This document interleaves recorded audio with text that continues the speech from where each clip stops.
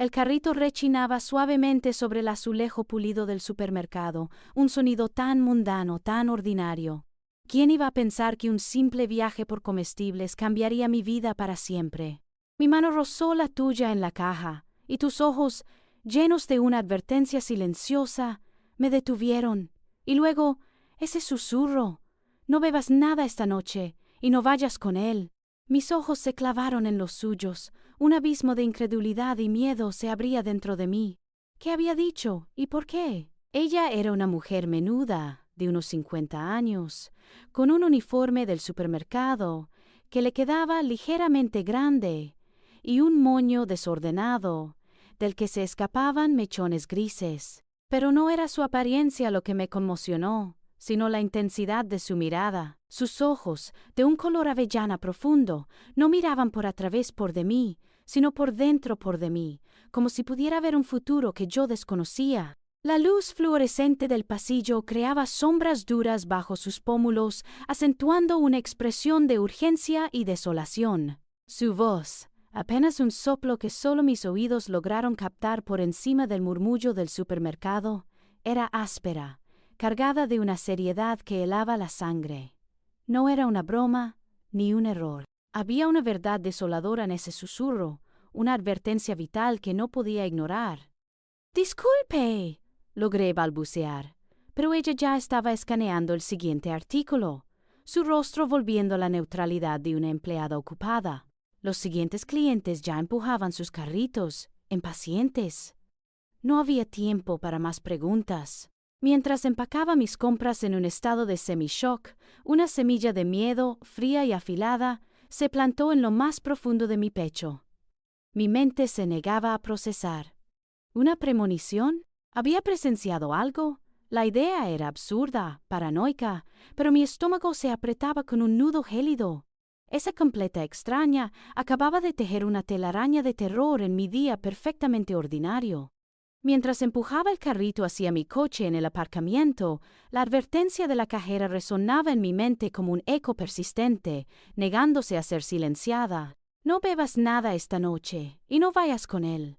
Las palabras eran simples, pero su implicación era un abismo. Intentaba desesperadamente descartarlo como una excentricidad, la divagación de una mujer cansada, pero cada fibra de mi ser se tensaba. Un frío insidioso se arrastraba por mi columna vertebral, anclándose en el recuerdo de pequeñas anomalías en el comportamiento de Ricardo, mi esposo, en las últimas semanas. Había sido sutil, casi imperceptible al principio, pero ahora, bajo la luz cruda de esa advertencia, todo adquiría un matiz siniestro. Recordaba, por ejemplo, cómo me había presionado para que probara nuevos licores o vinos que él compraba, insistiendo con una sonrisa un poco demasiado amplia. «Solo un sorbito, cariño. Este es delicioso. Sé que no sueles beber, pero deberías darle una oportunidad». Había sido inusualmente insistente, algo que me pareció extraño en ese momento, ya que siempre había respetado mi preferencia por el agua o el zumo. Incluso una vez había olvidado mis gustos habituales y me había servido una bebida que no era de mi agrado, diciendo: «Anda, prueba algo nuevo hoy, para variar». Ahora, esas trivialidades se convertían en piezas de un rompecabezas macabro. Más inquietante aún era su repentino interés en la herencia de mi abuela. Mi abuela, con 90 años, gozaba de buena salud, pero Ricardo había empezado a hacer preguntas muy específicas sobre su testamento, disfrazándolas de preocupación. «Cuando la abuela ya no esté, ¿sabes cómo están las cosas con su patrimonio? Solo para asegurarnos de que todo esté en orden», me había dicho una tarde, con una mirada demasiado penetrante. Había intentado también persuadirme para revisar mi propio testamento, argumentando que deberíamos consolidar nuestros bienes para asegurar nuestro futuro, por si algo te pasara. La frase «por si algo te pasara» ahora me erizaba la piel, adquiriendo un peso ominoso que antes había ignorado. Llegué a casa, y el silencio de las paredes me oprimía. Ricardo no estaba. El alivio inicial fue rápidamente reemplazado por una ansiedad creciente. Intenté convencerme de que estaba siendo paranoica, que la cajera debía haberse confundido, que mi imaginación estaba desbordándose. Pero mi intuición, esa voz interna que rara vez me fallaba, gritaba una verdad ineludible. Algo andaba terriblemente mal. Cuando Ricardo finalmente llegó, su comportamiento fue un péndulo desquiciado. Al principio, se mostró exageradamente cariñoso. Me abrazó, me preguntó sobre mi día con un interés forzado, casi guionizado. Luego, de repente, se encerró en su estudio con su teléfono, absorto, distante, su rostro iluminado por la pantalla mientras una frialdad impersonal se apoderaba de sus ojos, una mirada que me evitaba. Esa oscilación entre una cercanía asfixiante y una indiferencia gélida no hizo más que alimentar mi inquietud. Cada sonrisa me parecía una máscara, cada gesto de afecto, una actuación calculada. La casa, que una vez fue mi refugio, se había convertido en una jaula de incertidumbre y miedo latente. Fue en medio de este torbellino de emociones, con la sombra de la advertencia aún cerniéndose sobre mí, cuando Ricardo finalmente rompió el silencio de la tarde. Salió de su estudio, su expresión ahora jovial, casi forzada, como si hubiera ensayado el papel. «Cariño, no olvides que esta noche es la fiesta de cumpleaños de mamá», dijo, con una ligereza que me pareció ensordecedora en la tensa atmósfera de la casa. «Ella está muy ilusionada con que vayamos. Ya sabes lo mucho que le gusta que estemos todos». Su insistencia, disfrazada de afecto filial, era un puñal. Él ya lo había mencionado varias veces durante la semana, casi como una orden, y ahora sonaba a ultimátum. La fiesta, que en circunstancias normales habría sido una obligación social más, se sentía de repente como la trampa de la que la cajera me había advertido. Un nudo frío se apretó en mi estómago, arrastrando consigo la certeza de que no podía eludirla. La ansiedad se intensificó con cada minuto que pasaba. Mientras me preparaba, cada movimiento se sentía pesado, como si una mirada invisible me estuviera escudriñando.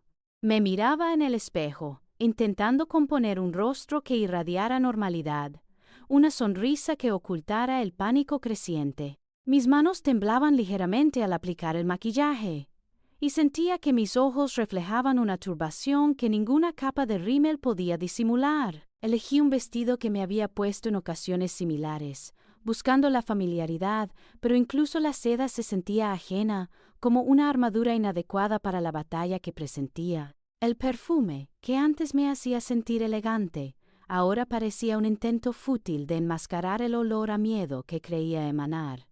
Cada detalle trivial, el peinado, los pendientes, se convertía en una agonía, un esfuerzo consciente por proyectar una imagen que estaba a años luz de mi realidad interna. Mi mente, a pesar de mis esfuerzos por concentrarme en la apariencia, volaba hacia la única cosa que Ricardo parecía valorar por encima de todo: la herencia de mi abuela. Mi abuela, una mujer fuerte y lúcida, había amasado una considerable fortuna a lo largo de su vida, y era bien sabido que yo era su única heredera. Ricardo siempre había estado extrañamente obsesionado con este hecho.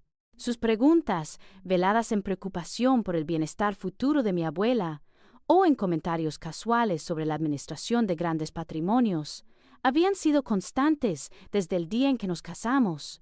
Recordaba una conversación reciente en la que había sugerido, con una sonrisa que ahora me parecía diabólica, que deberíamos planificar nuestro futuro juntos, por si acaso, y su mirada se había detenido en una fotografía de mi abuela en el salón.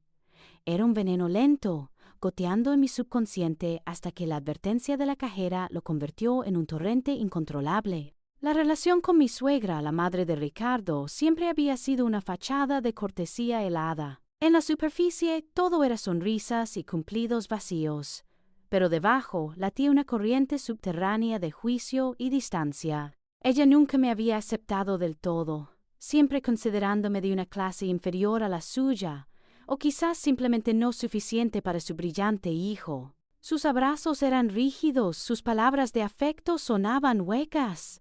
Ahora, esa frialdad adquiría una dimensión diferente, más insidiosa. ¿Era posible que su desaprobación se hubiera transformado en algo más oscuro, algo conspirativo?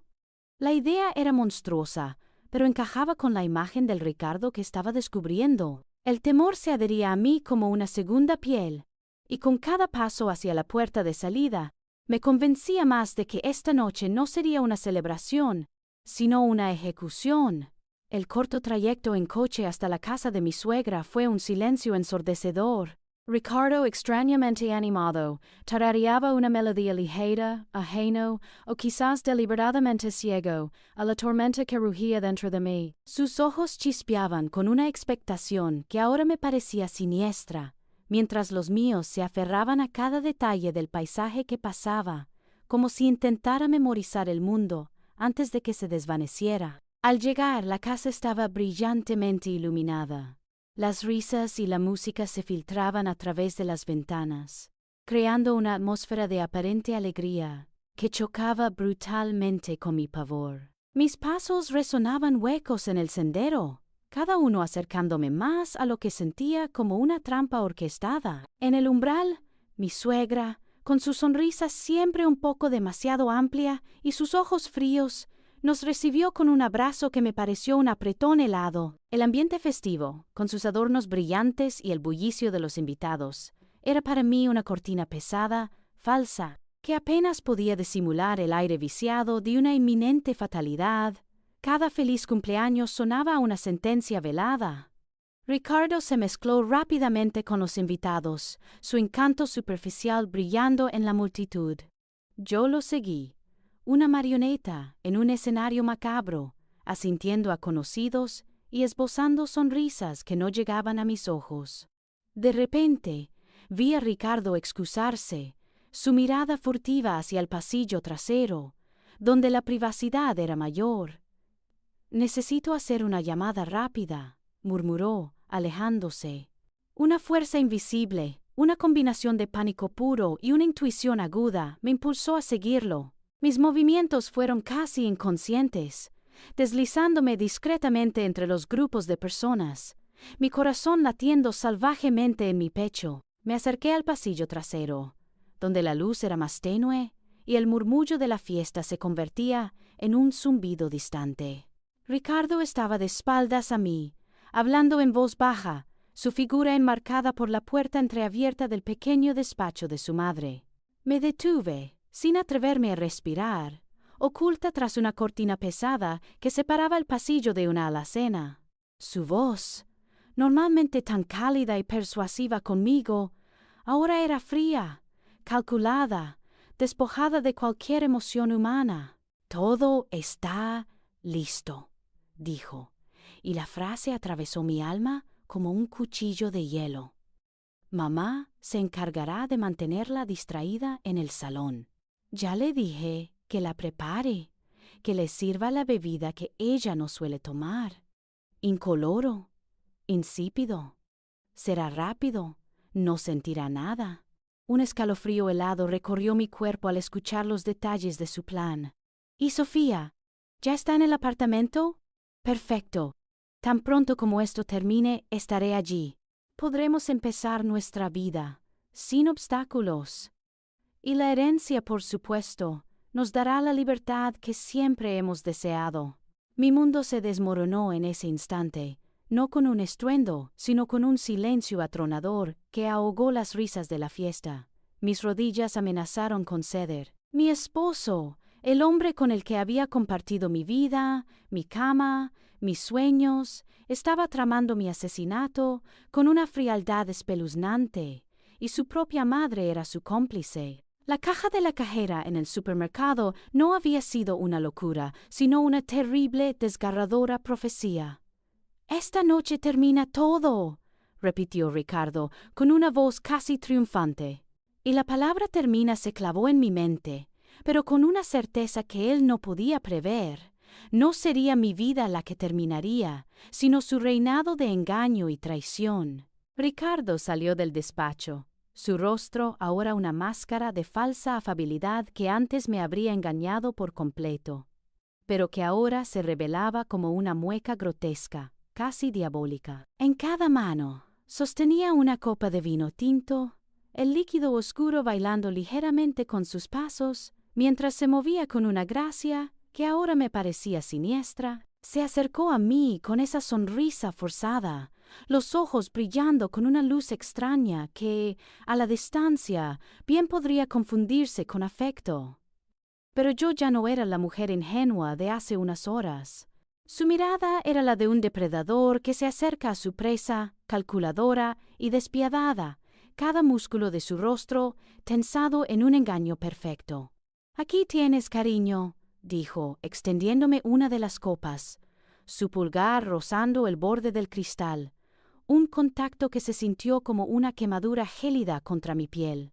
«Pensé que te apetecería. Es el vino favorito de mamá. Sabes que le encanta que brindemos con ella en su cumpleaños». Sus palabras, tan cotidianas, tan inofensivas en otro contexto, resonaban ahora con el eco metálico de su traición. Cada sílaba un martillazo en mi pecho helado. Un escalofrío me recorrió de pies a cabeza. Mi corazón se disparó, latiendo un ritmo frenético contra mis costillas. Un tambor de guerra en mi pecho que amenazaba con delatarme con cada pulsación. El metal frío del plan de asesinato, del que acababa de ser testigo auditiva en ese despacho sombrío, ahora se materializaba en el cristal que me ofrecía, pesado y lleno de una promesa mortal. Sentí el frío del cristal en mis dedos mientras mi mano, temblorosa a pesar de mis esfuerzos hercúleos por mantener la compostura, se estiraba para tomar la copa. Mis dedos rozaron los suyos, y por un microsegundo pude sentir el calor de su piel, el mismo calor que un momento antes había tramado mi muerte con una frialdad pasmosa. Era ella, la copa de la que me había advertido la cajera con tanta urgencia, la que mi esposo había planeado envenenar.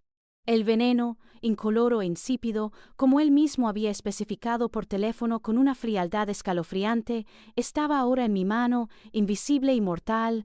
Mis ojos escudriñaron el líquido con una intensidad febril, buscando alguna anomalía, una burbuja diminuta en la superficie, un ligero matiz en el color que delatara su presencia, un olor sutil que mi olfato pudiera detectar. Nada. Era un vino tinto perfectamente normal a la vista, una trampa tan sutil como insidiosa, camuflada en la sofisticación de una bebida de celebración. La traición se había embotellado en este líquido, esperando deslizarse por mi garganta para reclamar mi vida, mi herencia, mi futuro. Ricardo mantuvo su sonrisa, impasible, sin la menor señal de que sospechara mi conocimiento de su horrible complot. Para él yo seguía siendo la esposa ignorante, la víctima perfecta, el eslabón débil en su cadena de engaños. El desprecio en su mirada, aunque intentaba ocultarlo bajo esa máscara de afecto, era palpable y me quemaba. Un millar de pensamientos se agolparon en mi mente en una fracción de segundo, un torbellino de pánico, furia, desesperación y una creciente necesidad de supervivencia que amenazaba con abrumarme, con hacerme gritar y colapsar allí mismo. ¿Debería gritar? ¿Lanzar la copa al suelo? ¿Desenmascararlo aquí y ahora, frente a todos los invitados que charlaban y reían ajenos a la tragedia que se cocinaba? ¿Revelar su monstruosidad ante el bullicio festivo de la fiesta? Pero la lógica gélida se impuso sobre el impulso visceral. Eso solo me convertiría en una histérica, una mujer irracional a los ojos de todos, desacreditando cualquier acusación que pudiera hacer. Él lo negaría todo, su actuación de esposo dolido sería impecable, y su madre lo respaldaría con una férrea complicidad que ya había escuchado. Serían 2 contra 1, y yo, en mi desesperación, sería la perdedora, silenciada y descartada. Necesitaba tiempo, una estrategia, un plan que lo superara, un golpe que él no pudiera prever. Mi vida, mi dignidad, mi existencia misma dependían de ello. El sudor frío perlaba mi frente y se deslizaba por mi espalda, empapando mi vestido, pero mi rostro, con una voluntad férrea que no sabía que poseía, se mantuvo sereno, una máscara de normalidad que me costaba un esfuerzo titánico mantener. Mis ojos se encontraron brevemente con los de mi suegra, que estaba al otro lado del salón, observándonos con una sonrisa enigmática y una chispa de triunfo en sus ojos. como si disfrutara ya del espectáculo que estaba a punto de desplegarse. Una ola de rabia, pura, helada y controlada, recorrió mi ser, quemando cualquier vestigio de miedo y transformándolo en una determinación de acero. No iba a dejar que se salieran con la suya. No, yo no sería su víctima, ni la de ella. El veneno estaba en mi mano, sí, pero no sería para mí. Para eso, necesitaba actuar. Y necesitaba hacerlo ahora, con la astucia que nunca antes había invocado, con la frialdad que él me había enseñado. La copa se sentía pesada, no solo por el vino, sino por el poder mortal que ahora yo controlaba. Cada segundo que pasaba era una cuenta regresiva, y la decisión de cómo usar ese poder recaía únicamente en mí. La fiesta continuaba ajena, mientras la muerte y la supervivencia jugaban su partida más oscura. Mis ojos, que un instante antes habían ardido con la furia contenida, ahora escudriñaban la escena con una precisión clínica, buscando la mínima fisura en la farsa que Ricardo y su madre habían montado. El bullicio de la fiesta, los ecos de risas y el clinking de copas se transformaron en un telón de fondo perfecto para mi maniobra. Ricardo seguía a mi lado, su sonrisa aún pegada al rostro, conversando superficialmente con un pariente lejano, su atención dividida, lo cual era exactamente lo que necesitaba. Su mano, que aún sostenía su propia copa, gesticulaba ocasionalmente mientras hablaba, acercándola y alejándola de mí. Era el momento. Mi mente funcionaba a una velocidad vertiginosa, calculando cada paso, cada movimiento potencial. Respiré hondo, tratando de ralentizar el ritmo frenético de mi corazón. Con una astucia que no sabía que poseía, observé un pequeño grupo de personas que se acercaba, riendo y chocando accidentalmente, buscando más espacio. Cuando estuvieron lo suficientemente cerca, sentí mi cuerpo tensarse. Hice un movimiento calculado, un ligero tropezón hacia Ricardo, mi cuerpo apenas desequilibrado. «Oh, disculpa, cariño», murmuré con un tono de voz que simulaba vergüenza, mientras mi mano libre se extendía para apoyarse en su brazo.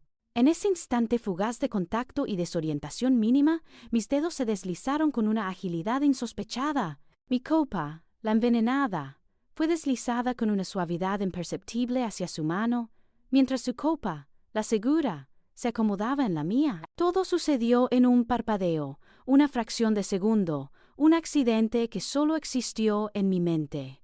Ricardo ni siquiera parpadeó, demasiado absorto en su engaño y en la conversación con el pariente. Su único movimiento fue reajustar su agarre en la copa que ahora contenía mi muerte, su atención totalmente ajena a la trampa que acababa de aceptar. La adrenalina me recorría las venas como una corriente eléctrica, dejándome temblorosa por dentro, pero con una frialdad glacial por fuera. Mis pensamientos eran un torbellino de emociones contradictorias. Un terror gélido se mezclaba con una rabia quemante. ¿Sentía culpa? Quizás un destello, una punzada de horror ante la idea de lo que acababa de hacer, de convertirme en la ejecutora de una justicia tan brutal. Pero esa culpa fue rápidamente sofocada por el instinto de supervivencia y la imagen de su voz fría al teléfono, planeando mi fin. Él no merecía mi compasión. Él había elegido este camino. La justicia, en su forma más cruda y personal, estaba ahora en marcha.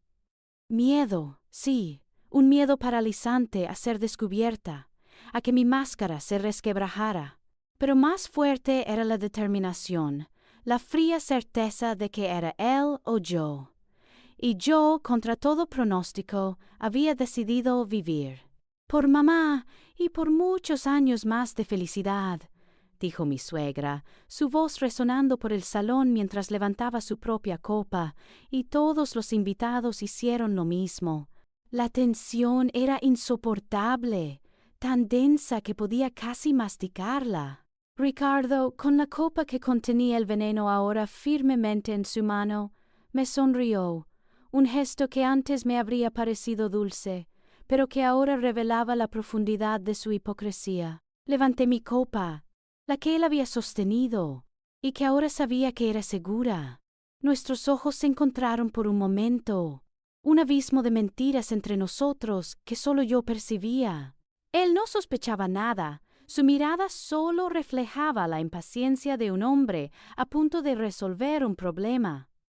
«Salud», dijimos al unísono, y el tintineo de los cristales resonó como una campana fúnebre para uno de nosotros.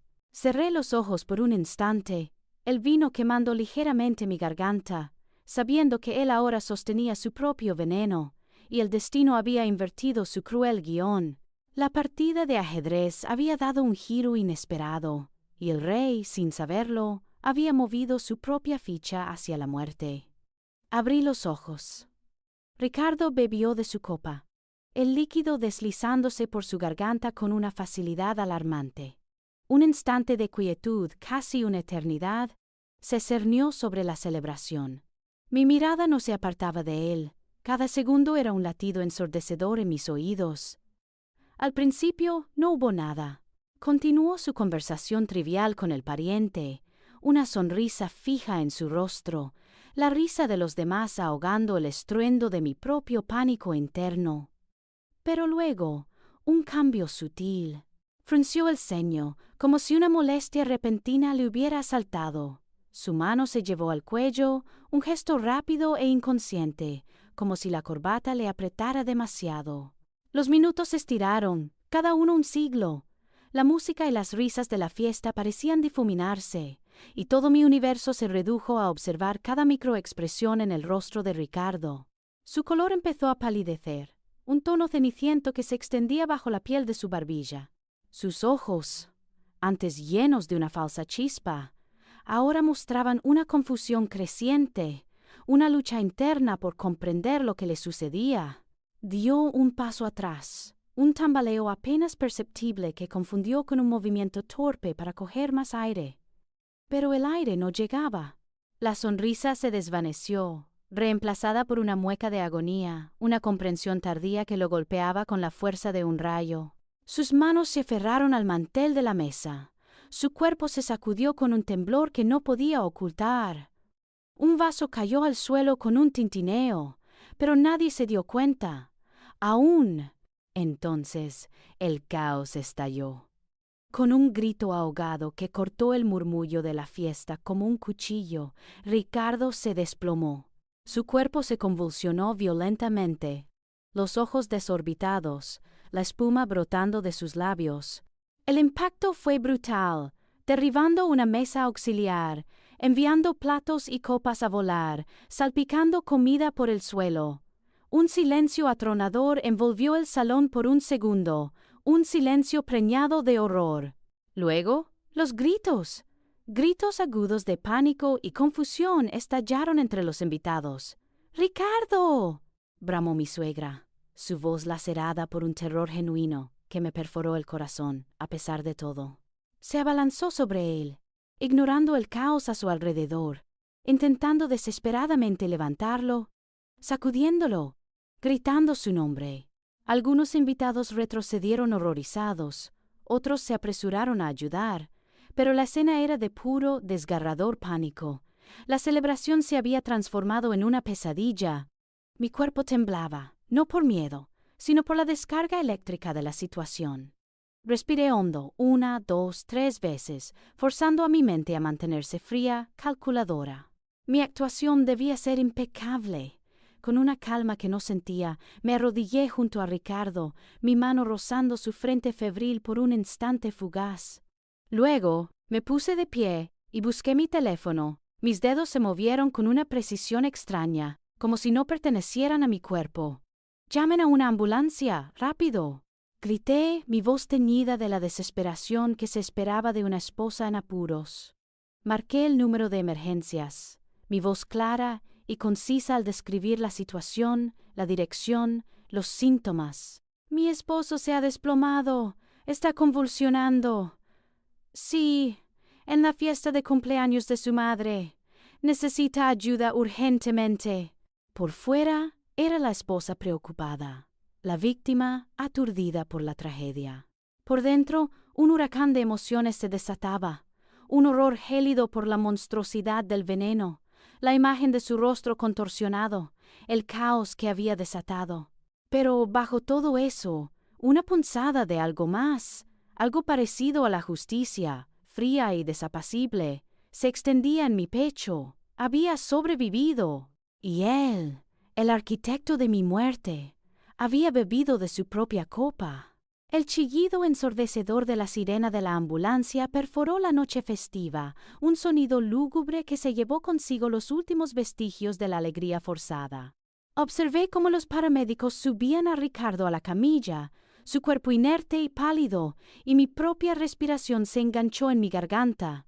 Mi suegra, descompuesta, me agarró el brazo, sus ojos inyectados en sangre. «¡Tienes que venir con nosotros! ¡Es tu esposo!» Asentí, mi rostro una máscara de preocupación, mi corazón un bloque de hielo. El viaje al hospital fue un torbellino de luces intermitentes y el zumbido constante de los equipos médicos. Allí las horas se arrastraron con una lentitud insoportable, cada minuto una tortura. Ricardo fue ingresado en la unidad de cuidados intensivos, su estado crítico, mientras los médicos hablaban de una reacción severa a alguna sustancia, sin poder identificarla aún. Mi suegra estaba sentada a mi lado en la sala de espera, su rostro surcado por lágrimas, su mano ocasionalmente presionando la mía. Pero ahora, cada uno de sus gestos me parecía una burla, una farsa. Su dolor, aunque real, estaba teñido de una hipocresía que me revolvía el estómago. En un momento, mientras ella se levantaba para hablar con una enfermera, mi mirada cayó sobre la pequeña mesa auxiliar junto a la silla de Ricardo. Un objeto oscuro y rectangular, su teléfono móvil, había caído de su bolsillo durante el traslado y yacía medio escondido bajo una revista. La curiosidad, que antes habría sido una simple indiscreción, se convirtió en una necesidad apremiante. Mi corazón martilleaba en mi pecho, una mezcla de miedo y una determinación fría. Con la adrenalina aún bombeando por mis venas, sabía que este era el momento. Mientras mi suegra seguía distraída, me incliné sutilmente y lo agarré. Estaba caliente al tacto, vibrando con mensajes no leídos. La pantalla, milagrosamente sin bloqueo, se iluminó con el último mensaje. Mi aliento se cortó. Era un chat de WhatsApp con un contacto llamado Mi amor Sofía. La foto de perfil mostraba a Ricardo sonriendo, abrazando a una mujer joven y atractiva, que sostenía un bebé regordete en brazos. Mi mundo se tambaleó. ¿Una amante? ¿Un hijo? Las palabras en el mensaje eran un puñal helado. «No puedo esperar, mi cielo. El apartamento está listo. Nuestro bebé te espera. Asegúrate de que no haya cabos sueltos». «¡Por nosotros!». La visión se hizo más nítida, más horripilante. Deslicé mi dedo, abriendo la galería. Decenas de fotos. Ricardo y Sofía en escapadas románticas, Ricardo jugando con el bebé, una familia perfecta que yo no conocía. Mis dedos temblaban mientras retrocedía a los chats. Luego, un nombre me heló la sangre. «¡Mamá!». La conversación con mi suegra. El pánico se apoderó de mí, pero la rabia me dio la fuerza para seguir leyendo. Las palabras de Ricardo resonaron en mi cabeza, las que había escuchado en el despacho. «Mamá se encargará de mantenerla distraída en el salón». Aquí estaba la confirmación. Mensajes recientes, de esa misma tarde. De Ricardo a mamá. «Mamá, la vieja no sospecha nada. Ya tengo el vino listo. Tú solo asegúrate de distraerla y que no me vea mientras hago el cambio. Una vez que se lo beba, nadie nos detendrá. La herencia será nuestra». De mamá a Ricardo. «Perfecto, hijo. Estoy ansiosa por celebrar nuestra nueva vida. Que beba hasta la última gota. Y recuerda, después debemos actuar con mucha pena».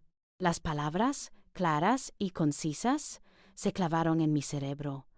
No era una simple amante. No era solo la traición de mi esposo.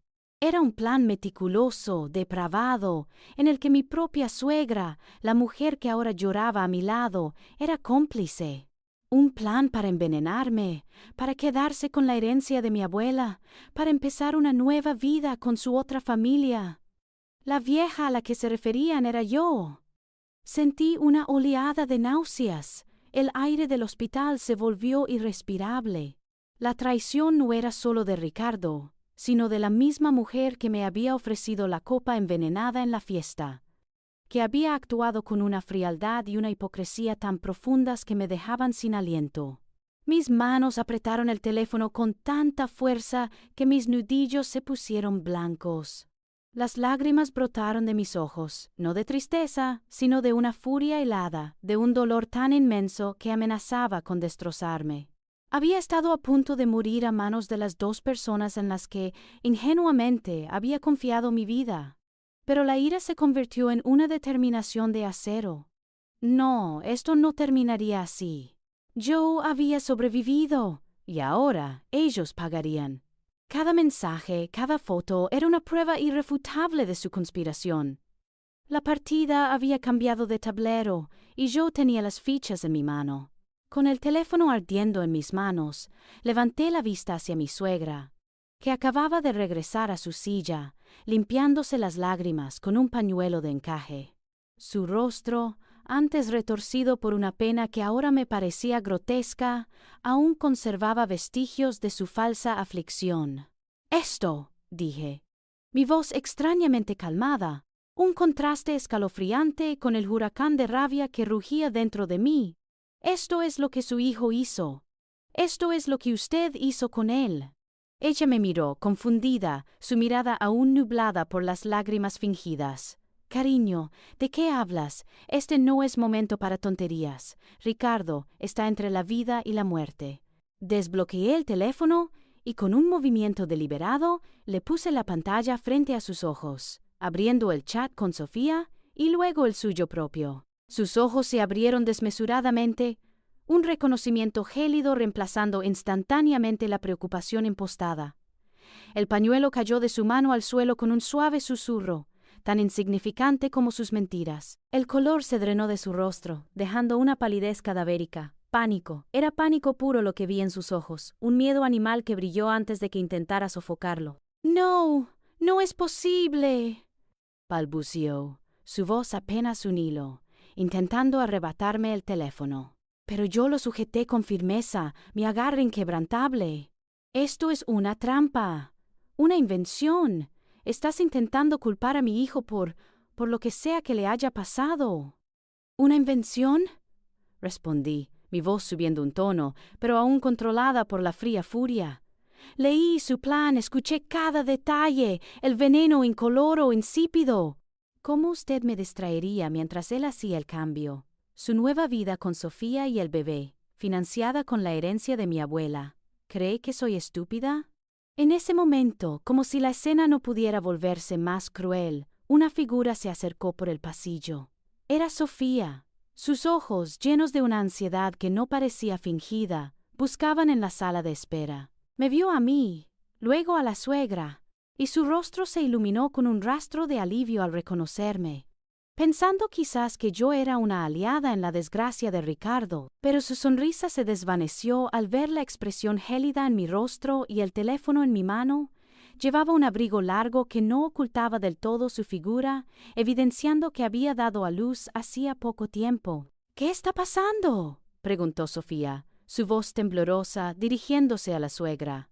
Mi suegra, recuperándose rápidamente de su estupor inicial, intentó ponerse de pie, sus ojos suplicantes fijos en mí.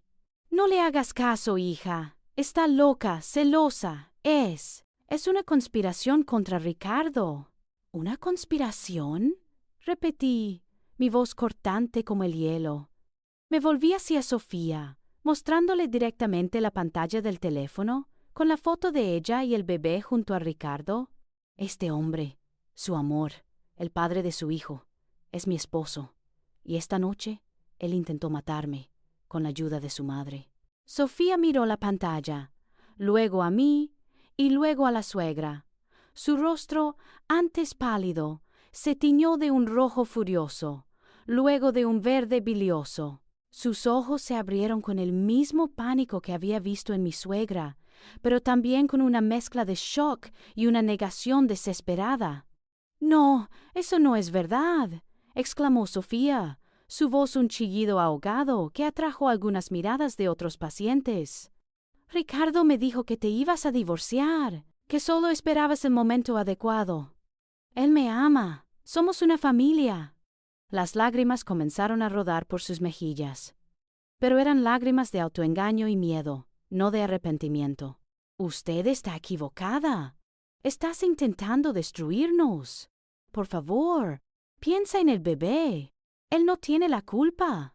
Mi suegra aprovechó la distracción para interponerse. «Mira lo que has hecho. La has asustado. Eres una mujer cruel y despiadada. Ricardo te ama, y esto es solo una terrible confusión.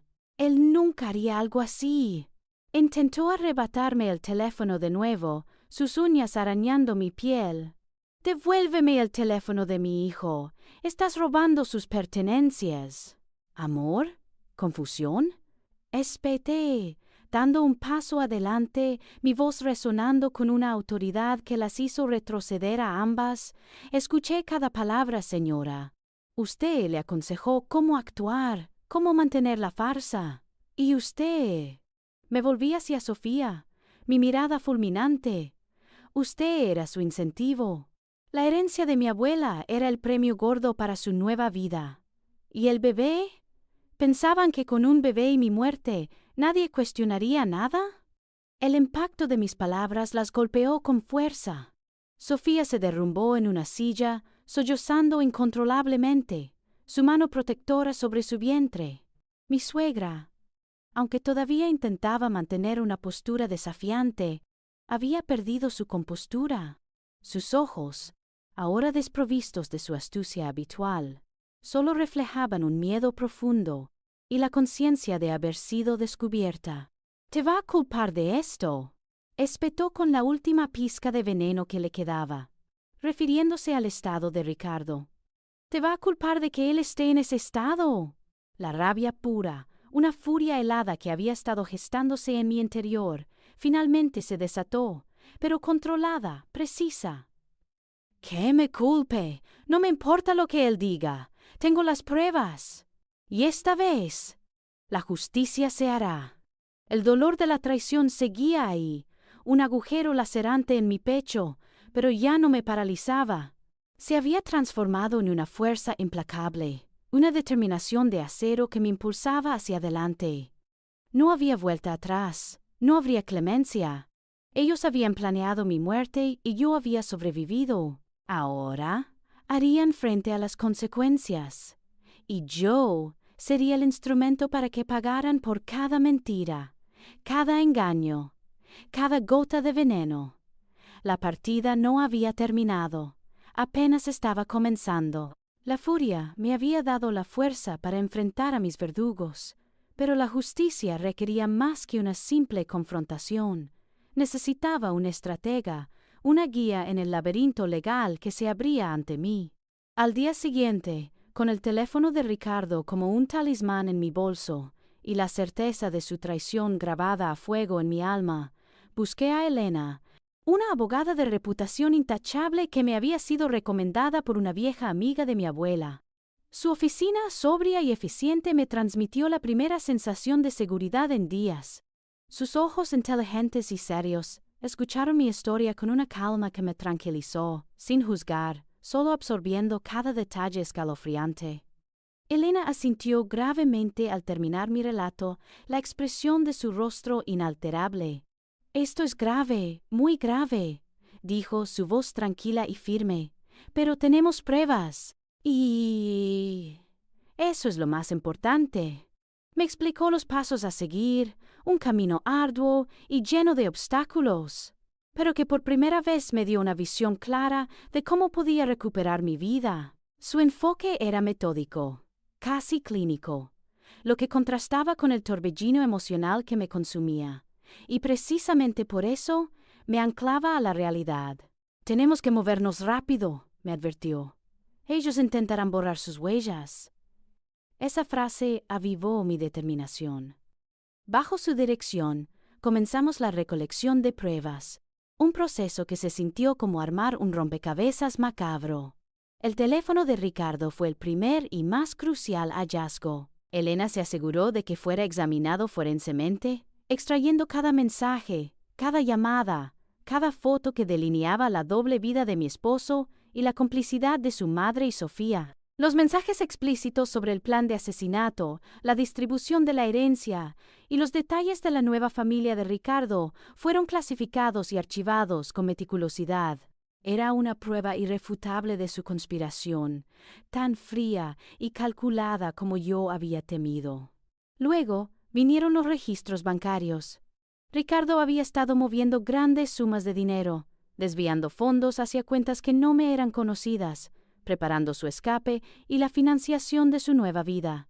Elena descubrió transferencias a nombre de Sofía y a una cuenta conjunta que Ricardo había abierto con su madre, todo ello disfrazado de inversiones o gastos empresariales. Cada extracto, cada transacción, era una confirmación más de su codicia y su plan para despojarme de todo. Era aterrador ver lo sistemático que había sido en su engaño. Los registros médicos de Ricardo fueron otro componente vital. Elena obtuvo una orden judicial para acceder a ellos, y el informe no tardó en llegar. Intoxicación severa por una sustancia no identificada, consistente con envenenamiento. La policía, bajo la presión de Elena y la evidencia que presentábamos, finalmente tomó el caso en serio. Al principio hubo una reticencia, quizás pensando que era una disputa conyugal, pero la profesionalidad de Elena y la contundencia de las pruebas hicieron que no tuvieran más remedio que investigar a fondo. Se realizó un análisis toxicológico más profundo de su sangre, confirmando la presencia de un potente veneno. El círculo se cerraba. Hubo desafíos, por supuesto. Mi suegra intentó desacreditarme, diciendo que yo era una esposa celosa y mentalmente inestable, que todo era una invención para vengarme de Ricardo. Sofía, con sus abogados, intentó negociar, ofreciendo información a cambio de inmunidad, intentando culpar a Ricardo por todo y presentándose como una víctima inocente. Pero Elena era implacable.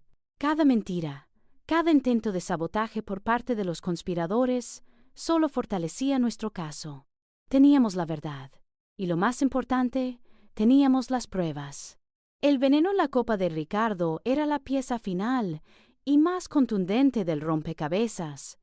Esa sustancia, que él mismo había preparado para arrebatarme la vida, se convirtió en el arma que lo incriminaba. Era la evidencia irrefutable, el testamento silencioso de su propia maldad. Él había forjado su propia perdición, y ahora yo tenía el mango de esa arma. La justicia no solo sería ciega, sino también implacable. La promesa de esa justicia se materializó con el inicio del juicio, un torbellino agotador que arrastró mi vida, mis recuerdos más íntimos y mi vulnerabilidad a la luz pública. Cada sesión era una herida reabierta, un desfile de detalles macabros que el mundo devoraba con morbo. Sentada en el estrado, bajo la mirada inquisidora de extraños y la gélida hostilidad de Ricardo, su madre y Sofía, sentía cómo cada nervio de mi cuerpo vibraba. Mi testimonio fue clave, la columna vertebral de la acusación. Con una voz que a veces temblaba, pero que se mantenía firme, reviví cada momento, desde el susurro de la cajera en el supermercado hasta el descubrimiento del teléfono en el hospital, pasando por el nudo en el estómago que me advertía del peligro y la escalofriante conversación que escuché en el despacho. Cada palabra era un paso más hacia la verdad, un ladrillo más en el muro de su condena. La defensa de Ricardo, su madre y Sofía era predeciblemente despiadada. Sus abogados intentaron desacreditarme, pintándome como una mujer vengativa y celosa, mentalmente inestable, que había fabricado pruebas para incriminar a un marido inocente y a una suegra cariñosa. Trajeron a supuestos testigos, vecinos o conocidos lejanos que habían sido manipulados, que testificaron sobre mi supuesta conducta errática o discusiones que nunca existieron. Alegaron que la conversación telefónica que había escuchado era una fantasía, una interpretación paranoica de una llamada de negocios. Intentaron incluso culpar a la cajera, sugiriendo que yo era susceptible a sugestiones extrañas. Sofía, por su parte, se presentó como una víctima ingenua, engañada por Ricardo, que desconocía por completo sus intenciones y la existencia de mi matrimonio, aunque las pruebas de su complicidad decían lo contrario. Su madre intentó conmover al jurado con lágrimas y apelaciones a la inocencia de un hijo, negando rotundamente haber participado en cualquier complot, a pesar de los mensajes explícitos en el teléfono. Era un espectáculo de manipulación y descaro que me revolvía el estómago, pero me daba más fuerza para seguir adelante. Pero las pruebas eran abrumadoras, irrefutables. Elena, mi abogada, era brillante. Presentó los registros forenses del teléfono de Ricardo, con todos los mensajes que delineaban el plan de asesinato, la distribución de la herencia y la existencia de la otra familia, las transferencias bancarias a las cuentas de Sofía y su madre, disfrazadas de inversiones, demostraron su codicia y la premeditación. El informe toxicológico del hospital que confirmó la presencia del veneno en el sistema de Ricardo fue el golpe final. Los expertos testificaron sobre la naturaleza del veneno, su efecto y la cantidad mortal que había en su cuerpo. La imagen de Ricardo convulsionando en la fiesta, capturada por algunos vídeos de móviles de otros invitados, mostraba el efecto devastador y brutal del tóxico que él mismo había preparado. Cada pieza encajaba a la perfección, dejando al jurado sin margen para la duda. Tras semanas de audiencias agotadoras, de confrontaciones dolorosas y de noches sin dormir reviviendo la pesadilla, llegó la sentencia. El día en que el veredicto fue leído, el silencio en la sala era sepulcral, solo roto por el latido furioso de mi propio corazón. Culpable.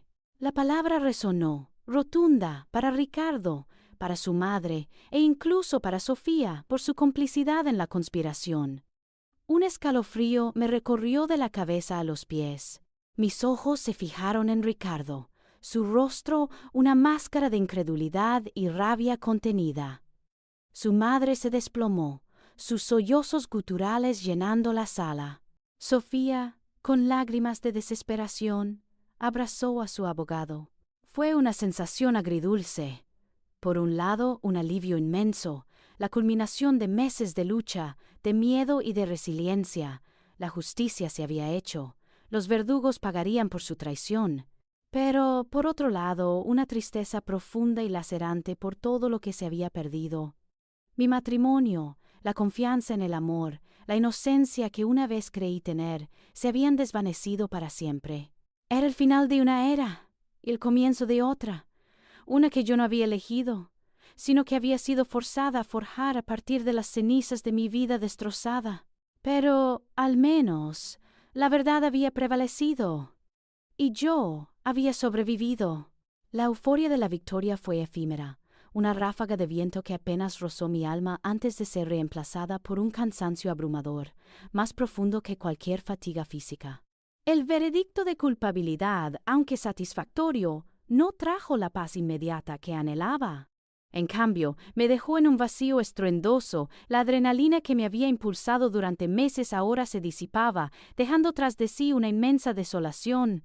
El camino hacia la recuperación no era una autopista recta, sino un sendero tortuoso, lleno de escombros emocionales y sombras persistentes.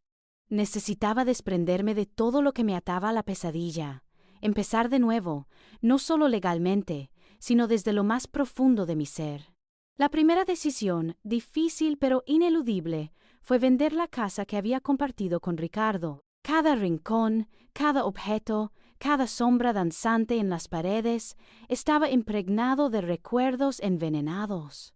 La cocina, donde una vez preparamos cenas, ahora me recordaba el vino que él había intentado ofrecerme. El dormitorio, testigo de una intimidad que creí real, se sentía profanado por la imagen de su traición con Sofía.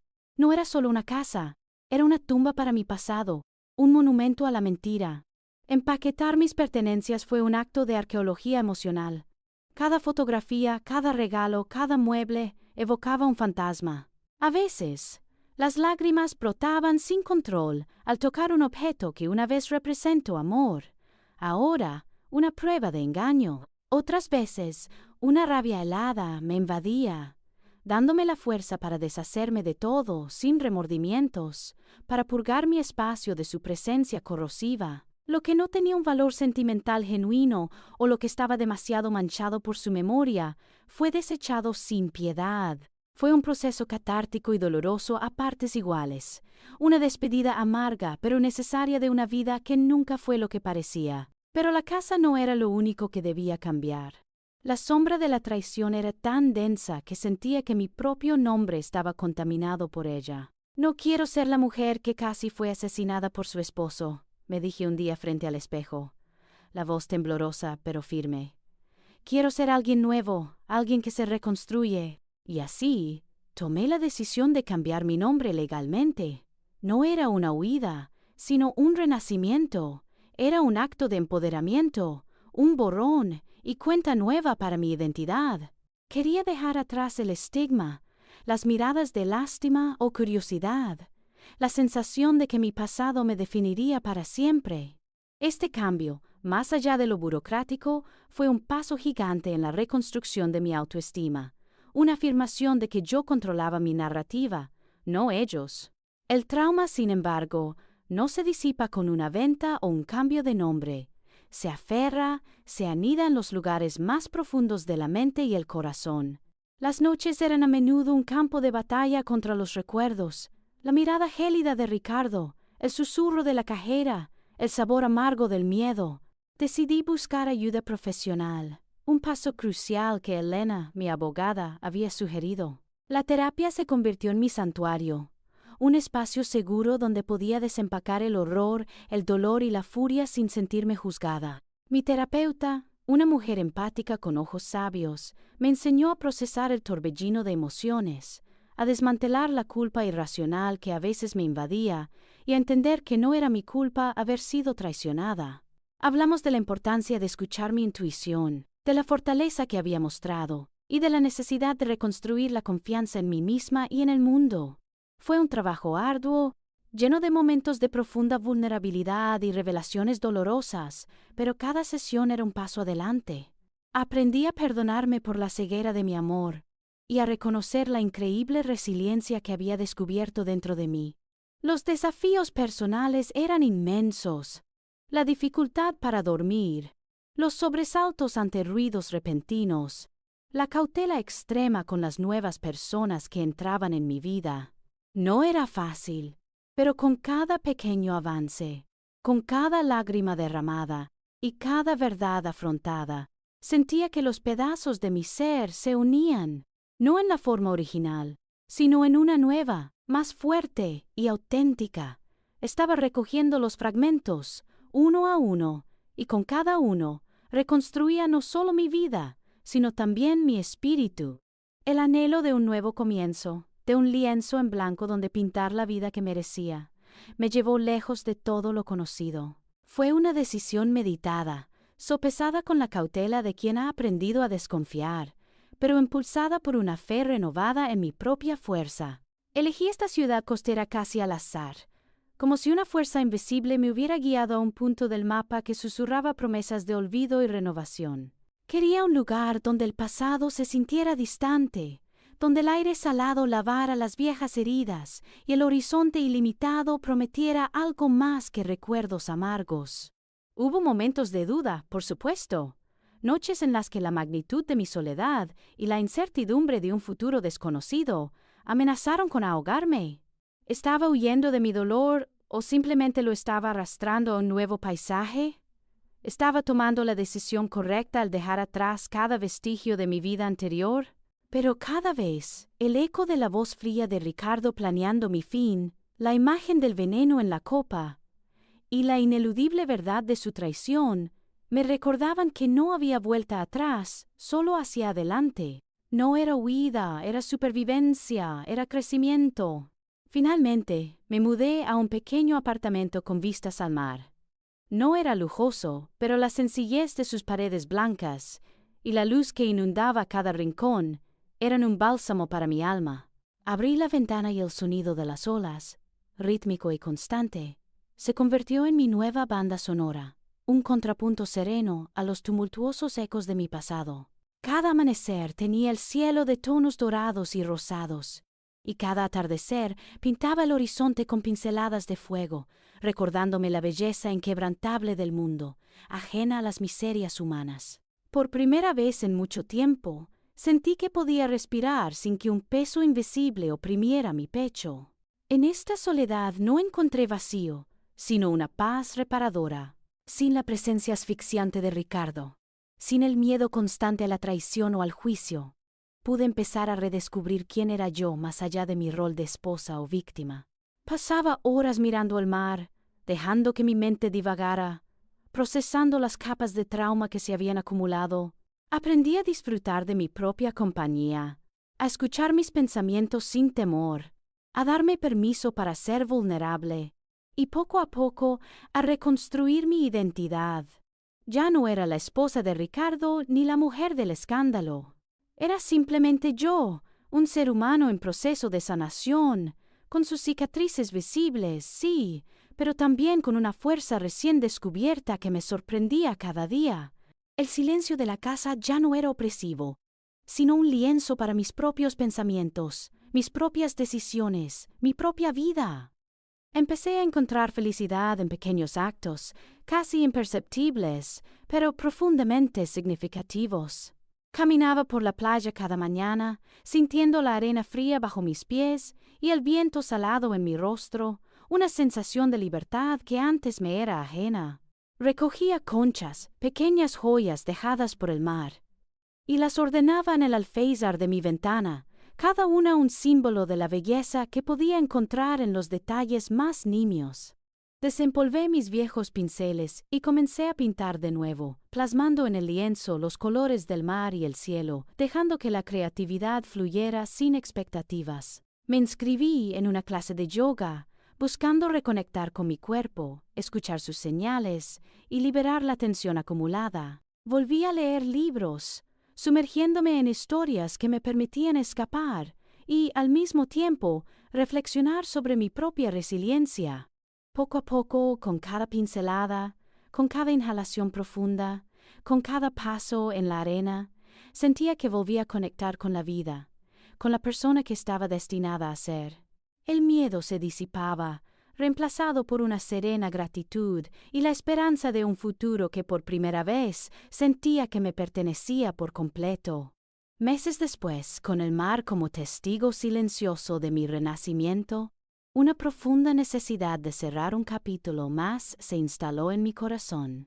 La gratitud que sentía era tan vasta como el océano que ahora observaba cada mañana, pero había un cabo suelto, un hilo que me conectaba con el inicio de mi odisea y que anhelaba atar.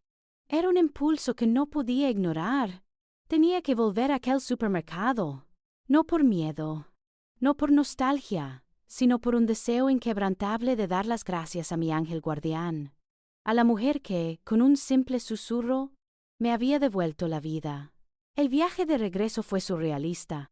Conducía por carreteras que antes me parecían cotidianas, pero ahora estaban teñidas de un significado completamente nuevo. El paisaje, la gente, todo parecía lo mismo, pero yo era irrevocablemente diferente. El supermercado apareció a la vista, idéntico al recuerdo, con su imponente fachada y su aparcamiento lleno. Mi corazón latió con una mezcla de ansiedad y esperanza. ¿Estaría ella allí? ¿Me reconocería? ¿Y cómo le daría las gracias por algo tan inmenso sin revelar la profundidad de lo que había sucedido? Entré, empujando un carrito, una farsa de normalidad que me ayudaba a mantener la compostura. Mis ojos la buscaron entre las filas de cajas, una por una. La esperanza menguaba con cada cajero desconocido. Y luego, la vi. En la caja número 3, su moño desordenado, su uniforme ligeramente grande. Era ella. Mi respiración se detuvo. Caminé hacia su caja, con pasos que se sentían pesados y ligeros a la vez.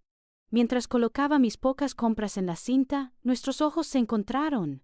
Por un instante, una fracción de segundo, vi la misma intensidad en sus ojos avellana que me había perforado aquel día fatídico. Había un destello de reconocimiento, una chispa de pregunta y luego una comprensión profunda.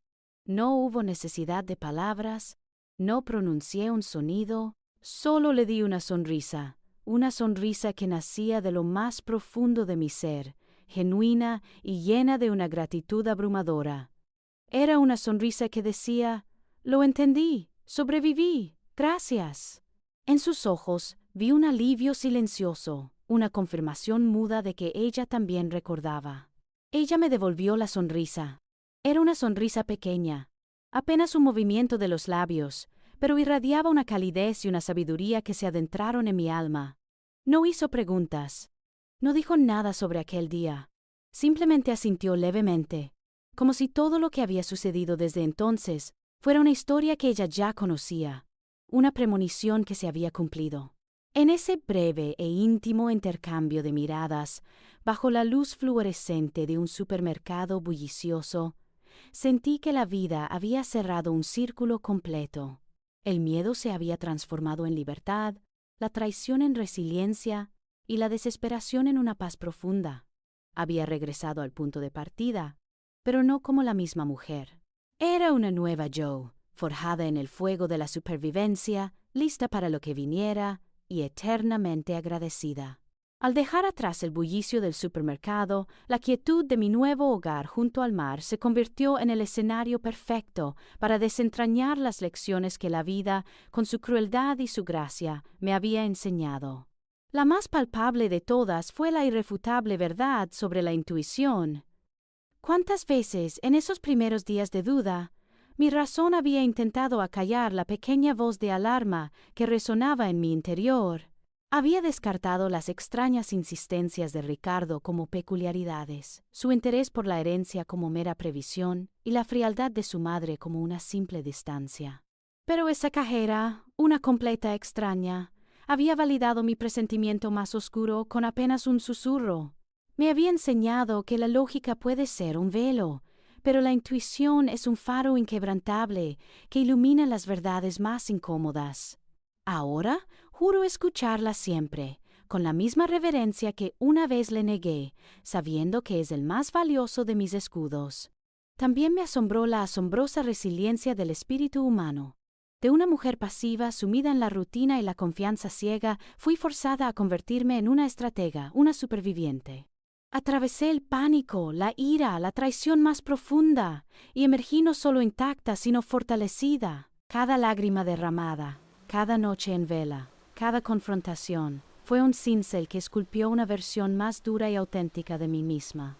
Mis cicatrices no son solo marcas de dolor, sino insignias de batalla, recordatorios silenciosos de que, cuando todo lo demás falló, mi propia voluntad de vivir se alzó, inquebrantable. Descubrí una fuerza interior que jamás imaginé poseer, un pozo de coraje que se activó en el momento más oscuro, demostrándome que soy capaz de enfrentar cualquier adversidad. El futuro, por supuesto, sigue siendo un lienzo en blanco, vasto e incierto, como el mar que se extiende ante mi ventana. No hay garantías, no hay planes infalibles, y por ahora la idea de nuevas relaciones románticas se siente distante, como un eco de un mundo que aún no estoy lista para habitar. Mis energías se concentran en un tipo diferente de amor, el amor propio y el redescubrimiento. Quiero explorar, aprender, quizás encontrar una causa que le dé un nuevo propósito a esta vida que me fue devuelta.